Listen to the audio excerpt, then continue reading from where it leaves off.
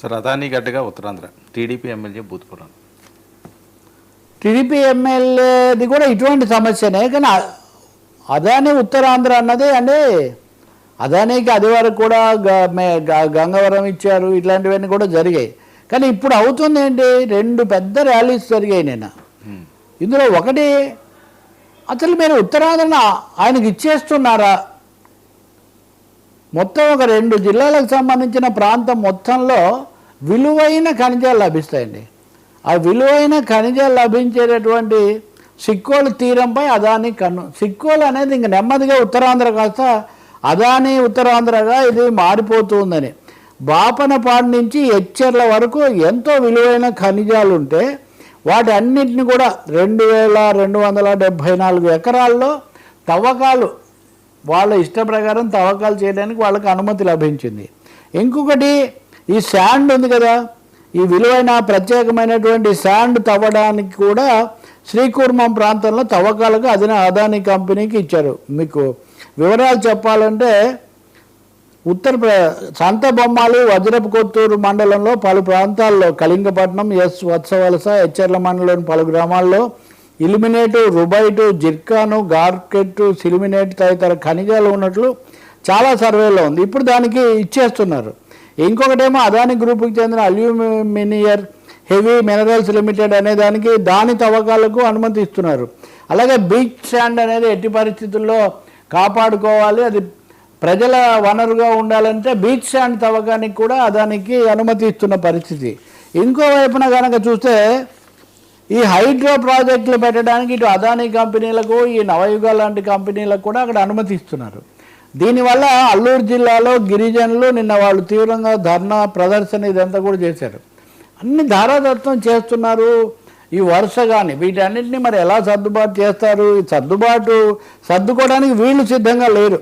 మీరు ఒక hydro power ప్రాజెక్టుల వల్ల వనరులు పోవడమే కాకుండా ఆరోగ్యము, కాలుష్యము ఇట్లాంటివన్నీ కూడా వచ్చేటటువంటి ఇది చాలా ఎక్కువగా ఉంది. నిన్న చాలా పెద్ద ర్యాలీ చేసి అనేక గ్రామాలు అసలు ఉండవు, తర్వాత ఇతర విషయాలు అలా ఉంచి అసలు ఆ గ్రామాలు ఉనికిలోనే లేకుండా పోయేటటువంటి పరిస్థితి.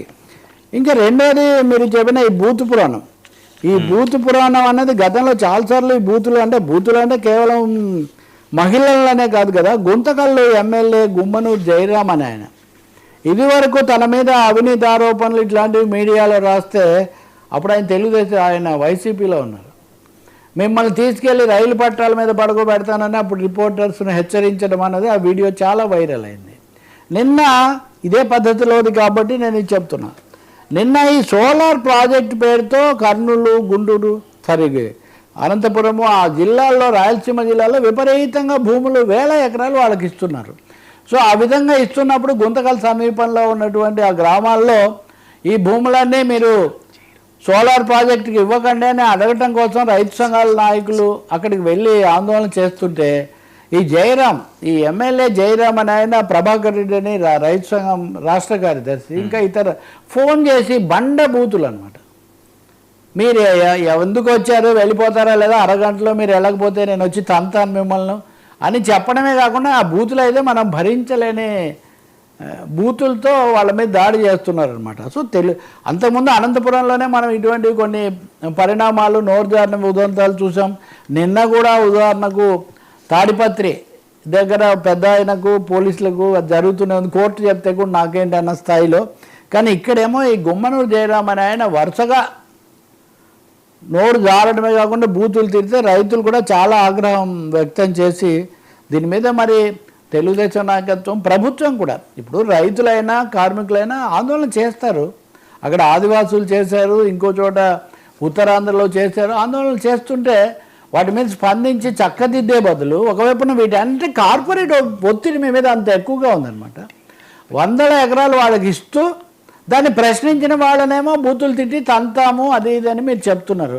ఇలాగే ఉంటే ప్రజలు, ఆ స్థానికులు, రైతులు మీకు పాఠం చెప్తారు. అందులో ఇంకా రెండో మాట ఏమీ లేదు. రైతు సంఘాల మీద ఇలా మాట్లాడడాన్ని మటుకు ప్రతిపక్షాలు చాలా తీవ్రంగా హెచ్చరించే వాళ్ళు మీడియాకు కూడా చెప్పారు, ఇలా బూతులు తిడుతున్నారు, మేము ఇంకోసారి వీళ్ళకి తగిన పాఠం చెప్తామని. ఈ ధోరణిని మార్చుకోవాల్సిన అవసరం మార్చుకోవడం కాదు, ఈ పద్ధతే చాలా తప్పు. ఇది అప్రజాస్వామికం, ఒక దురహంకారమైన వైఖరి. బూతులు తినడానికి ప్రజాప్రతినిధులు మాజీ మంత్రులు ఎందుకు?